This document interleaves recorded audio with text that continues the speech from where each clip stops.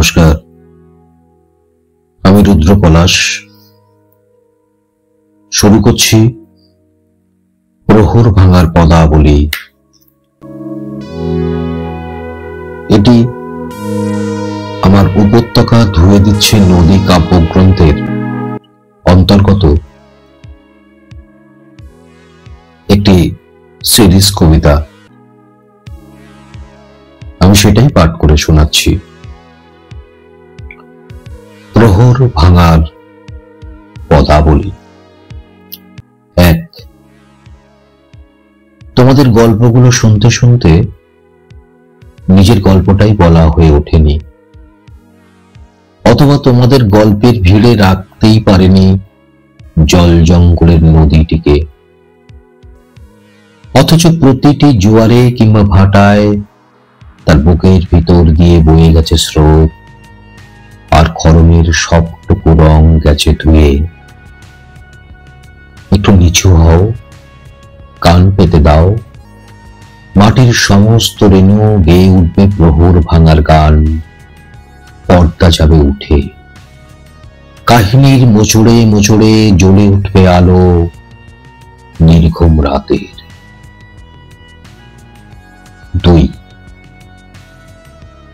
বর্ষার রঙে ছিল অনন্ত বেহাগ, আর মেঘেদের ঠোঁটে ছিল পায়রা পালক।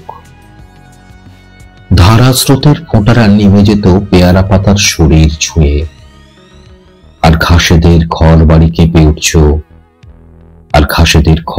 কেঁপে উঠত বিদ্যুতের চমক আর শাসানির গর্জনে।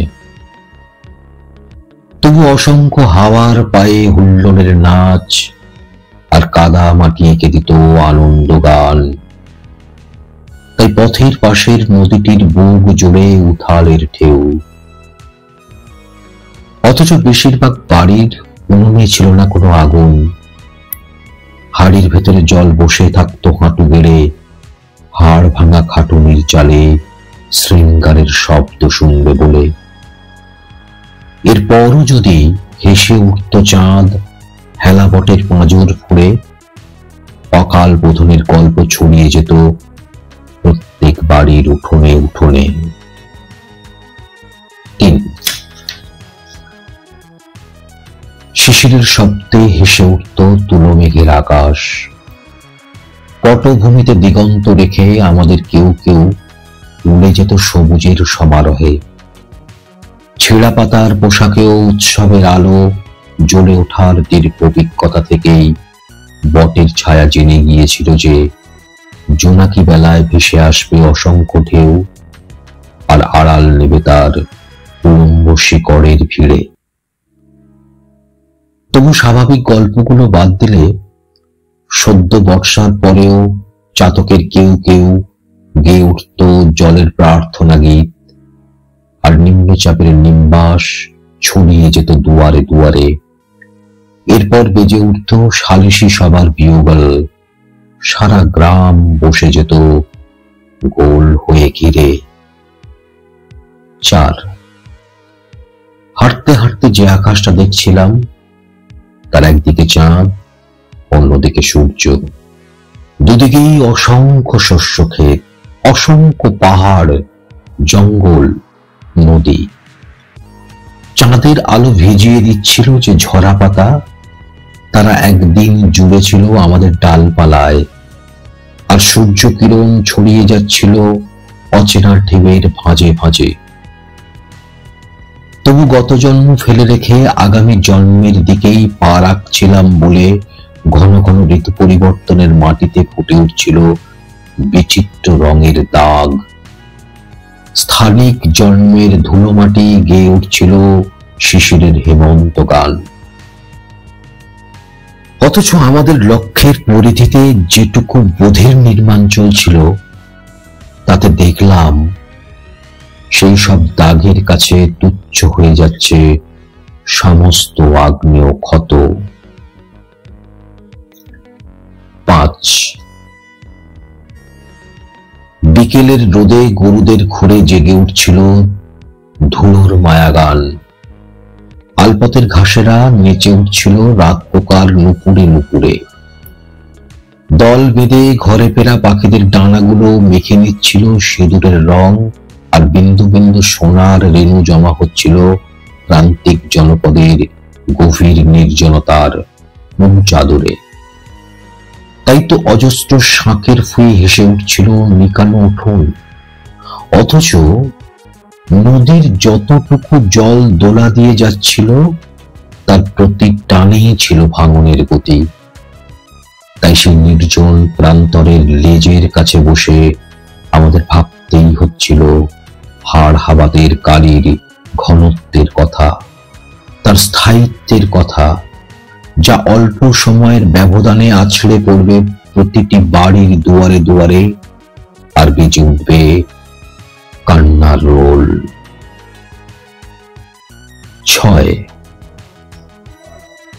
ধনী তার পথে চড়াই উতরাই ঠেলে যাকে তাকে মারিয়ে সূর্যের দিকে এগিয়ে যাওয়ার কথা ভাবনায় আসেনি বলেই আমাদের পা গুলো মাঝে মাঝে বোবা হয়ে যেত।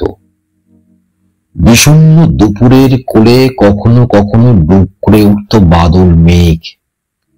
তবু আমরা যারা লবণ গায়ে মেখে বেড়ে উঠছিলাম জানতাম বৃষ্টি ফোটার সঙ্গে শিশিরের তফাৎটুকু, জানতাম সময়, পরিস্থিতি, অবস্থান ও আবহাওয়ার সম্পর্কের কথা, জানতাম নির্যাসের একটা অংশ জল।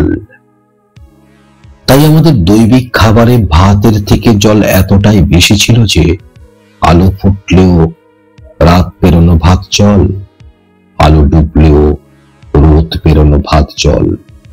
মাঝে মাঝে দু একটা কাঁচা লঙ্কা কিংবা পেঁয়াজ হাজির হতো রান্নাঘরে, আর আমরা রাজা হয়ে যেতাম। অথচ ভাঙা আয়নায় যে ছবিটুকু দেখা যেত তার সবটা জুড়েই গুটি কয়েক লোক দেবতা প্রতিদিন চেষ্টা চালিয়ে যাচ্ছে ক্ষতস্থান মেরামতের, আর ভর সন্ধ্যের প্রদীপ জ্বলতে জ্বলতে শুষে নিচ্ছে শোক প্রস্তাবের সবটুকু তেল। 7 ভরসন্ধ্যের ক্লান্তি এতটাই ঝুলে থাকতো যে সুযোগ পেলেই চোখের পাতা উঁকি দিত ঘুমের ঘরে, আর গালের কষ পেয়ে নেমে আসতো ঝিমুনির রস। হয়তো তখন সবে বেঁচেছে শাঁখের আওয়াজ, হয়তো তখনও মাটির পাঁজর জুড়ে ধূপের বাতাস। তবু রান্নাঘরের কাঠে আগুনের কালামাচি শেষ হলে ফুটে উঠবে হাঁড়ির ভাত। শুধু এই আশাতেই হ্যারিকেনের কমজোরি আলোয় গুলি চলতাম রাত পোকার মিছিল, আর মনে মনে ভাবতাম দিন বদলের পালায়ও কি এর চেয়ে বেশি নেমেছিল ঢল। 8 অগণন জোনাকির আলো অন্ধকারের চাদর আলতো সরিয়ে দিয়ে প্রতিদিন চেনাতো পথের শিরা উপশিরাগুলি, আর হাঁটতে হাঁটতে আমাদের পায়ের পাতা এসে জড়ো হতো ঘোড়ার খুরের মতো শক্তি। তাই ঋতু পরিবর্তনের কথা না ভেবেই তুলিকে সচল রাখতাম ক্যানভাসের উপরে, আর রঙের বিকল্প হিসেবে ফোঁটা কয়েক রক্ত দিতাম ছড়িয়ে। লাল হয়ে উঠত দিগন্ত। নতুন ভোরের কথা ভেবে পাখি ঠোঁটের ফাঁক গলেই বেজে উঠত কাকলি, মুখ না ধুয়ে ভৈরব গেয়ে উঠত আবাহনের শিশির ভেজা সংলাপ।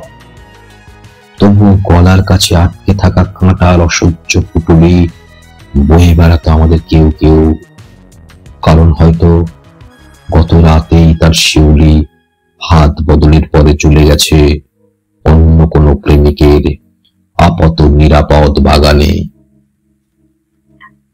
9